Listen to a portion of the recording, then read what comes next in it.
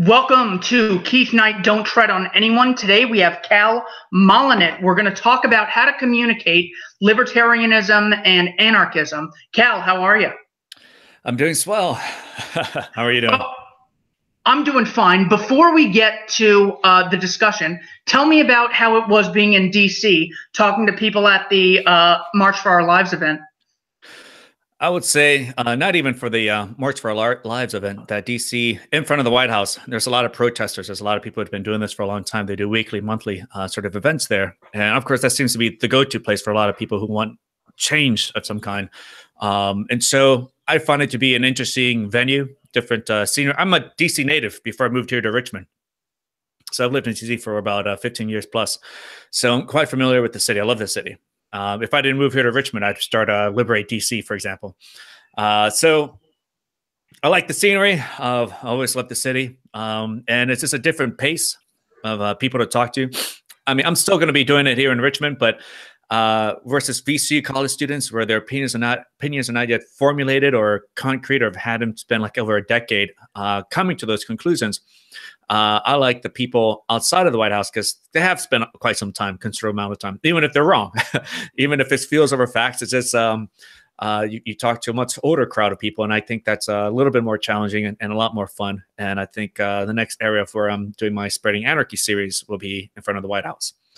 So yeah, March for Our Lives was what's to be expected. There's just a lot of people who don't really know what it is that they're arguing for or what it is they're advocating for. It's just they see guns and they're fearful and they have PTSD when, even just looking at it. Just like that one reporter who pulled the trigger, and said, "Oh my God, this is like PTSD. It's like firing a grenade launcher."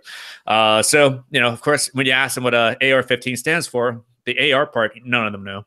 Right? They say assault rifle, wrong, Armalite. That's the manufacturer. So it kind of behooves them to do some research, but that takes time. That actually, it takes work, and it's easier to just pair the line of your local liberal professor than to actually do some independent research. But overall, it was a lot of fun. A lot of good content material, of course, and I just always have a good time just arguing. So it's great. I love it. So in the description below, you can find Kal's channel. He does such a great job with nonviolent communication and sort of like man on the street interviews. I'm curious, I can't wait for that Spreading Anarchy series. When you're talking to a conservative versus a progressive, what different mechanisms or tools do you use to communicate the ideas of anarchism to people of those different types of beliefs? I would say I gauge first their responsiveness, how they react to me. And for the most part, if I come at them non-combative, they're not going to be as combative back towards me. So I kind of just gauge their attitude, gauge their, I guess, verbal cues, you can say. And from there, I kind of set off. But usually my conversations with Republicans are a lot more fruitful, I would say, because they already have, I don't have to skirt around using the word capitalism or free market, trigger words, in terms of sometimes for liberals. And I could then just use that to see like, who's the more capitalist, isn't it more capitalistic to let the free market control and produce these services and goods that the government has monopolized, right? And from there, usually most Republicans or conservatives already have view that a lot of taxation is already theft. So it's not that difficult to stretch it and universalize that with principles, with logic, with that. And so I would say they're a lot more versed and most of the facts. I don't really have to go for the feels kind of approach in terms of conservatives. And I kind of enjoy that. With liberals, you kind of have to mix it up.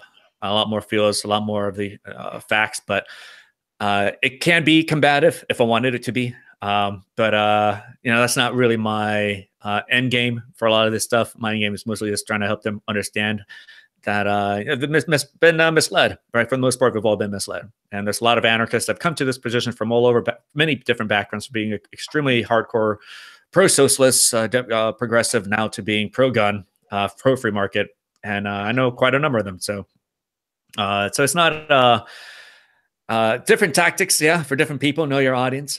And that's going to be that difficult. But of course, we go to a March for Our Lives protest. Generally, all of them are going to be liberals. So gives you again more of an idea of where you're putting yourself into. All right. So one of the major things that that conservatives and progressives actually do justify the state on is we need a state to help the poor. How do you talk to people when making the libertarian anarchist case that helping the poor would be best done in a libertarian anarchist society? There's history. I remind them of history. So then there used to be factual evidence where the society at large provided that for themselves. And these are the sort of things that are not included in textbooks: friendly societies, mutual aid societies, black fraternities, all these numerous groups in the past before the Lyndon Johnson's war on poverty, on people, that were provided freely, voluntarily, with no extortion needed or involved, until the government saw that. And the last thing that they wanted is that kind of independence from government. So, those are the first thing you kind of want to attack, right? And not so much the government, the state wants to attack the family unit and dissolve it and break it up, so that way the state is their family. They also seek out to disrupt any kind of independence from government, from the state. And so what they did then is send out the code enforcers, tax enforcers, license enforcers, and got rid of just about all of them. Threaten the doctor that continue medicine practice. This building that you build for the people, for your community, it's not up to code. It's going to cost a lot of money to redo. If you continue, you can risk your practice or your livelihood be put at risk. And with that out of the way, that's where your Medicare, Medicaid, and Social Security and all those programs came in. So it's not so much that they feel like we won't help the poor. If they look in the past, that people have helped the poor. That's how they helped one another. And it did exist. And that is a fact. And there's numerous evidence to show that. But that's not something that they know about. And that's where I go, I can't, people ask, like, how do you have so much patience talking to a lot of these people? It's like, I can't get angry over people's lack of knowledge of things, right? Like, I can't get angry at my siblings for not knowing things, and I can't get angry at other people for not being presented with this knowledge and information. So I can have patience for that and helping them learn. What they do with that information afterwards, when they have it and they studied it and they still continue, maybe you can up the discussion a little more aggressively. But first time around, I give everyone a chance to kind of digest it, because this is like 1984. They do a good job erasing facts, history. They rewrite it all the time. So I think that's kind of an important approach to take when talking to other people. They just don't know, right? So no need to take it personally. Now, also, when it comes to helping the poor, the major thing that mostly leftists focus on is healthcare. They imagine that currently the state is pretty much hands-off on healthcare in America, and that's why prices are so high and everything. How do you communicate to people that something as necessary as healthcare should be totally voluntary? Well, I remind them that if they care about health, right, there's a lot of things the government does that kind of threatens that health, the livelihood, your life. At the end goal, you want to live a long, fulfilling life with health, good health. But it doesn't help if government threatens that good health with guns and throwing people into cages for victimless crimes. So it's easy to first point out that government itself is not really in the vested interest to care for good health, right? If they have to threaten their health, especially at gunpoint, through taxes, through many numerous laws. The second point would be to remind them again of the history. Mutual aid societies, they provided all these kind of communal health cares for each other. And I would say then the third part would be, throwing some facts. For example, there's a state government limit on the amount of doctors there can be. And so with that kind of limit, you create that kind of asphyxiation in the market of doctors, of supplies of doctors out there. So of course, when you limit doctors, there's not going to be that many doctors. And of course, whereas the opposite were to occur, government limit on the amount of doctors there can be, the abundance of doctors will lower prices, right? So one of the reasons why prices are so high is because government limits the amount of practices there can be, doctors there can be out there. So it's not that's not the market. That's not that's the state doing that very thing that it purports to provide healthcare when they stifle it. Yeah, I remember first learning about certificate of need laws, which is literally competitors getting together to see if a new competitor can come and compete with them within a certain political area, whether it's a state or a city or a county. And that just brought me down the rabbit hole of how often the state actually is the hurdle to getting health care, where it's like you have the provider and the patient who want to get together. They want to trade. The patient wants the goods. The producer wants to trade them for money. But the state is constantly getting in the way everywhere we look. How do you respond to people who fear that with government, they sort of have a say? Politicians can bend to the whim of the masses, whereas without a state, big business would take over. I mean, what is it that big businesses will take over, right? If you acknowledge their business, and businesses are like subscription-based fee, and at any time you can cancel subscribe, it's like that's not really much of a threat or a frightening scenario. You know, Planet Starbucks, you know, doesn't point guns at people, you know, to work for them. A lot of people say this is wage slavery, but you know, there's no gun that Walmart points at its employees to come there to work for them, right? But there is a gun by government that forces you to work 1/3 of the entire year just to pay taxes. And so, you know, there's the gun when that situation is put into place, when the state involves themselves. But the state likes to purport itself to be a business in every turn of corner. It's that wolf in sheep's clothing. It likes to borrow a lot of phrases from the market. Here in Virginia, for example, or you could say USPS. So it purports itself sometimes to say, well, you know, we're not a government agency. We make our own money. We're a private group. But that's not true, because they have a monopoly on first-class mail. No one's allowed to compete against USPS and their monopoly on first-class mail, delivering pieces of paper. UPS, FedEx, all of them can deliver packages, and none of them can price themselves lower than USPS. There's laws against that as well. But USPS also they're $1 billion in debt. They borrow money in the millions. You look at their annual income report, and you'll find that, you know, how much money in the tens of millions sometimes that they've borrowed from the government at nearly zero interest fees. These are loans that no other business have access to, right? So you can't tell me that they're private. And of course, they'll use that phrase because people do like, you know, those small and pop businesses. People like the kind of entrepreneurship, and people then the government will then like to pretend they're a business too, to kind of garner that kind of support. Only when it benefits them, you know, and if it doesn't, you know, they'll lambast big businesses and corporations and all those other people and put the blame and shift onto them. But yeah, I would say, you know, it's like ABC, government in the state of Virginia has a monopoly on liquor. And they say, yeah, thank you so much for your patronage. It's like, I can't go anywhere else, right? So yeah, it's not a real business. Yeah, and as far as the Postal Service goes, when Lysander Spooner tried competing with them to meet consumer demand in a more effective way, they just legally put him out of business. They didn't even argue. So the idea that the state's there for the consumer, the person forcing you to buy their product is not there for you. That's incredible that has to be said. Right. Communicating with conservatives, they often say that war is the result of foreign aggressors aggressing against America, and on such a large scale, you need a state to deter and or combat those enemies. How do you talk to conservatives who say that war justifies the necessity of a state? Well, you can start off, you know, the state is war on peaceful people. It has been from the very beginning. When you know, you could say, well, you know, we're overthrowing tyranny and the American Revolution, the British government, and we saw that as a tyranny to overthrow, and we saw them as war on people, on the Americans here. But then you saw quickly how the politicians did that very same thing here to Americans. You saw George Washington with his Whiskey Rebellion, you know, shutting down people for not collecting taxes, him declaring war on peaceful people. You have John Quincy Adams. You have numerous hosts of people who are like the Aliens and Seditions Act. You know, you can't have freedom of speech to, you know, criticize people, right?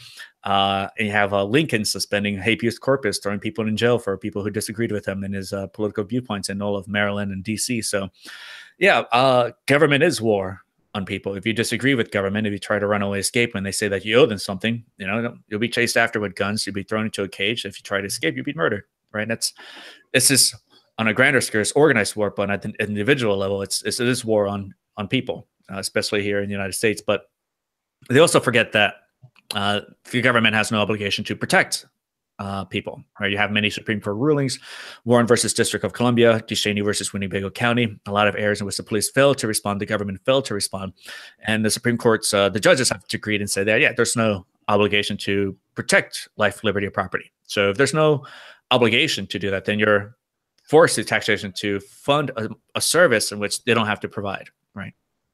So I mean, while it is war on people. It's also war on keeping the charade up. You have to call it differently. You know, you can't call it theft. You have to call it taxes. But at the same time, if the charade were up, you know, people will see the government for what it is, kind of like any other mafia group. But look at the situation at the Bundy Ranch when, you know, the argument there was property rights. And the government couldn't come out with more of a better justification to argue against that. And you had voluntary militia groups converging to the Bundy Ranch, and they had rifles. They had all kinds of guns pointed at government agents. And, you know, the first time I wouldn't imagine that happened and the government's not firing back, right? And they stood down. Government backed off. So while it is war on people, it's a war that they have to hide and call it by a different name. It's an indirect war. They can't really openly call it war for now. But because if they did, you know, you'll have all those voluntary militia groups. You know, it's the most well-armed civilian population group in the world. And a lot of them are veterans too. So, you know, it'd be a huge mess for them. So I would say conservatives only say that because they're unaware of the fact that government has no obligation to protect life, liberty, and property. And then when you analyze what is taxation, right? That's not, you know, they're going to threaten your life, liberty, property in order to protect your life, liberty, property. Is an inconsistent, illogical concept to hold at the same time.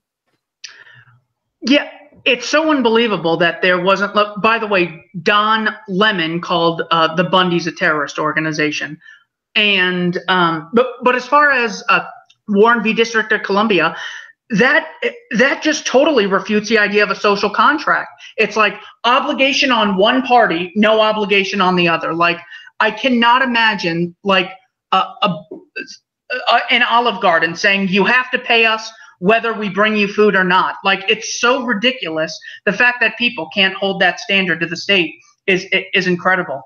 I'm curious, what was the best argument when you were at the March for Our Lives event? What was the best gun control argument you got from someone there, and how did you respond to it?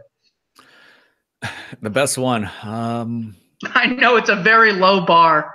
It kind of reminds me of this. A friend told me that she was talking to this communist, and this guy who was a communist said the reason why he advocates communism is because he hates people. And he finds it to be the most efficient way to get rid of people, which kind of makes sense, right? and that's the only reason he's a communist. So maybe some of these people have, I don't know, if there's some kind of perverse fantasy that they hate people, and you know, you see that history has a long pattern of seeing government register people who have guns and then take them away and then slaughter them wholesale. You know, maybe one of them have that kind of same opinion and opine in that they hate people, and the best way to get rid of people is to have government confiscate their guns, so you can have this wholesale slaughter of peaceful people. And so I wouldn't say there's I like how sometimes they try to trick you and say, you know, I'm a gun owner myself. You know, it's like, you know, what are you doing here, dude? Or, you know, but there's I don't think there's any position I've come across that's like, oh my God, yeah, I must entertain that for a little bit, because they don't really provide any kind of facts. You know, if they did, they'd know handguns kill more people than rifles, right? Or if you ask them what is an assault rifle, what makes it an assault rifle, they don't know. They know it's a military grade weapon. It's like, no, they also carry knives, and they also have M9 Berettas. I had to carry a Beretta, M9 millimeter Beretta pistol when I was in the military. So you know, is that an assault handgun too? Because they sell them freely all over the place.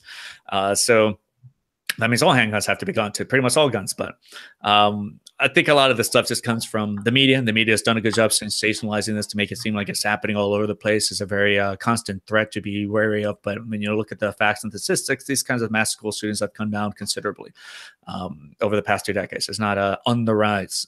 Crime in general in the whole world has been going down. So I know it's almost boring to keep bringing up, but the fact that these people there, they tend to be anti-Trump progressive leftists. And just like a couple weeks ago, they're like, the guy in charge of government is a racist, sexist, psychopath, Hitler light, and cops are an inherently racist institution. By the way, they're the ones who should have all the guns, and they should have a single-payer monopoly on healthcare. Like, I can't believe that this isn't pointed out. Like, CNN's on 24 hours a day, and not one of them has thought to bring that up, even though that's made constantly on places like Twitter or Facebook. It keeps getting pointed out, but they can't face that contradiction staring them right in the face. What about regulation? Regulation on businesses. So even if you say, well, yeah, the free market's generally good, but we sort of need the state to regulate them on behalf of the consumer. How do you convince people that a libertarian anarchist society regulation would be met better there than it would on behalf of the state? So regulations among businesses is, when we say regulations, they're just trying to weed out inefficiencies, right? They want to run business as smooth as possible, as cost prohibitive as possible, and so that the expenses don't accrue. And when you have a lot of problems, when you have a lot of complaints, that drives up the cost of doing business. And with business to business also is a big marketplace share that that takes place. And there's a lot of rules and contracts that they have with one another to ensure the flow of business if there are sort of disputes among them as well. So regardless of like our relationship with the state and other businesses themselves, like insurance companies, have a lot of rules that's already put into place among each other in the event that their client injures one of their other clients, to make this very fast, because time is money. And they resolve these sort of matters rather quickly, efficiently, versus going to a court case with the state for something criminal, and that can take years, and doesn't necessarily have to take that long. Actually, civil cases and criminal cases actually should be the same thing, right? It's a violation of property rights, but these are things in which the state kind of interjects themselves to be an arbitrator when, without any input or of interest of the people. They just force themselves into those kind of situations. But you can look at it places like eBay, PayPal, and they used to misappropriation of funds. Somebody who hacks into your account at Bank of America, for example, and you report it. They'll credit you back the money and they'll send it to their investigation fraud team, right? Whereas if you report that to the police, call 911, there's nothing they'll do. You won't see that money, and that's about it. They'll take down a report, but that's as far as it gets for them. So the market has done, I would say, a considerable good job in creating. I wouldn't call it regulations, just maybe rules of efficiency. In terms of, people say regulations, I call them, when government says these are regulations, what the government does is actually market restrictions. They restrict the flow of efficiencies of how businesses can interact with their customers and with one another. And that sort of costs, when you look at this recent Rupert report, has cost, I believe, like over 60%.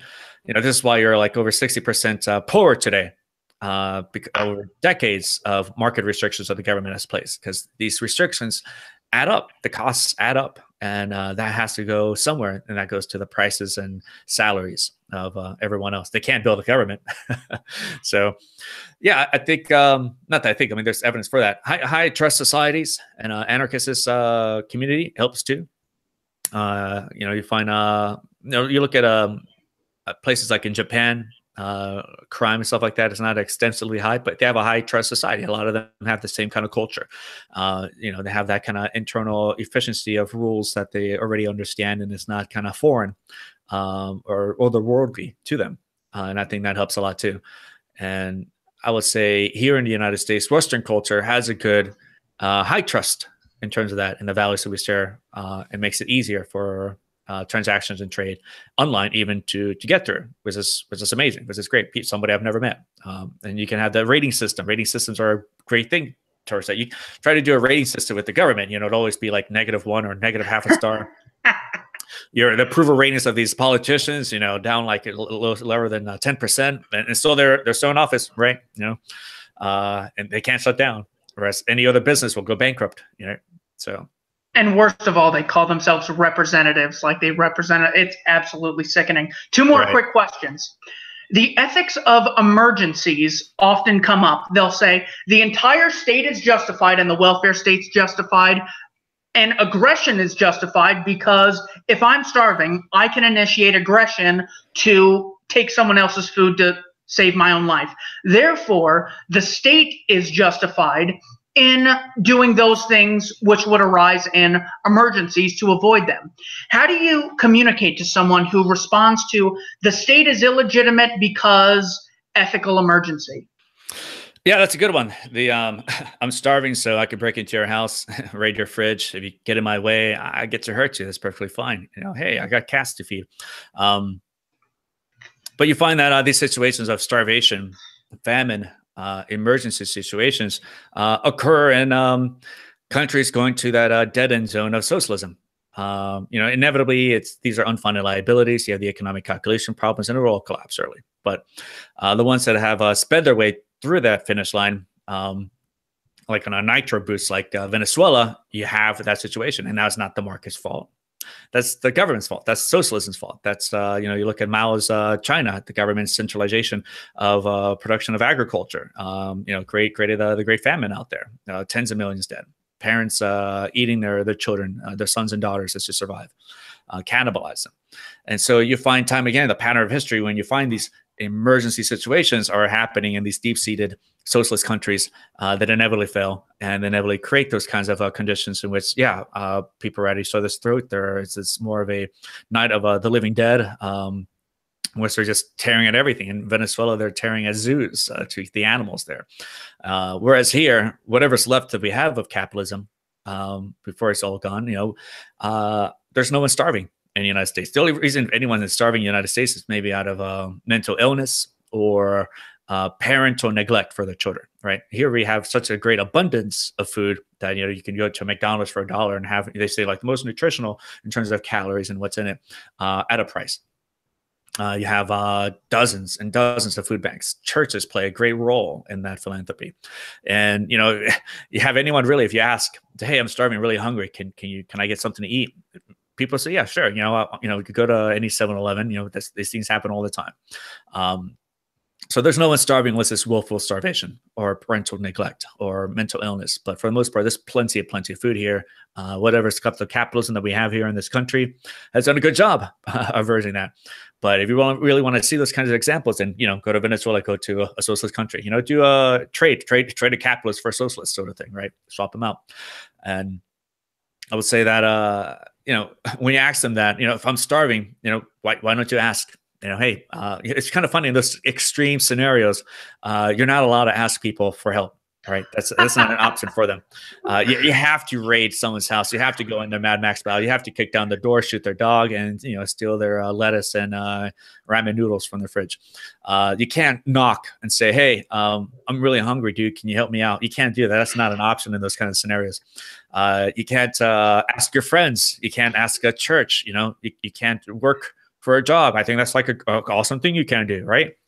Trade for food, right? No. In those scenarios, that's not allowed and that's not permissible. So these are sometimes like fantasies of children that they have, of extreme examples that don't happen like in a well kind of abundant, rich society such as here in the United States.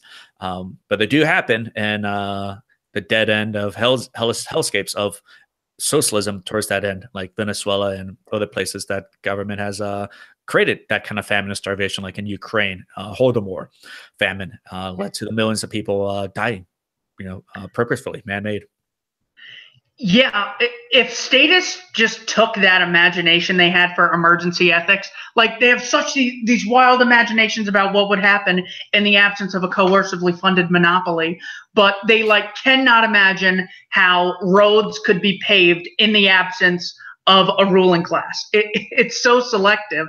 And the case of Venezuela, where it's like they have so much oil and the world wants oil, and there's people starving there, or Ukraine was known as the breadbasket of Europe before the Soviet Union invaded it, and there was a starvation in the breadbasket of Europe. Only governments can create these things. Finally, one last question. If you could have everyone in the world read one book, what would that book be? One book, huh? Henry Hazlitt's Economics in One Lesson, I think, is a good primer. Good understanding of many of these subjects, and it's freely available. You can go to, I believe, Fee has it on their website, or you can kind of find it anywhere. But I think it's economics is a good place to understand these sort of things, and that's not something that government values and treasures themselves to have people have a good understanding. Because if they did, you know, you would have more of a commercial marketplace value of your high school diploma after 12 years of government schooling. You'd think that you'd be worth a little bit more than you know, minimum wage, as they say. So yeah, Henry Hazlitt's Economics in One Lesson is a great, fantastic place to start. That is the same exact book Stephan Kinsella recommended when I spoke with him on my channel. So great minds obviously think alike. I remember reading in that book where he distinguishes the public sector being the coercive sector and the private sector as the voluntary sector. That was just a total mind-opening moment, and I was a conservative at the time. So yes, I absolutely recommend that book as well. I would say Stephan Kinsella's book Against Intellectual Property would be among my personal top 10. And so, you know, I'd add that to my top 10 list. So yeah, he's got a great essay book on the subject as well. Kal, thanks so much for doing this interview. I really appreciate your time. Give us your YouTube channel and your Twitter handle and anything else you want to let my audience know. Yeah, you can find me on YouTube on under my name, Kal Molinet, KalMolinet. My tribe, the group of anarchists that I hang out with here in Richmond, is Liberate RVA. RVA stands for Richmond, Virginia. And yeah, thank you so much for this opportunity to talk. It's always fun to discuss anarchism, philosophy, and the like. So yeah, stay liberated, Keith. Thanks so much. Take care.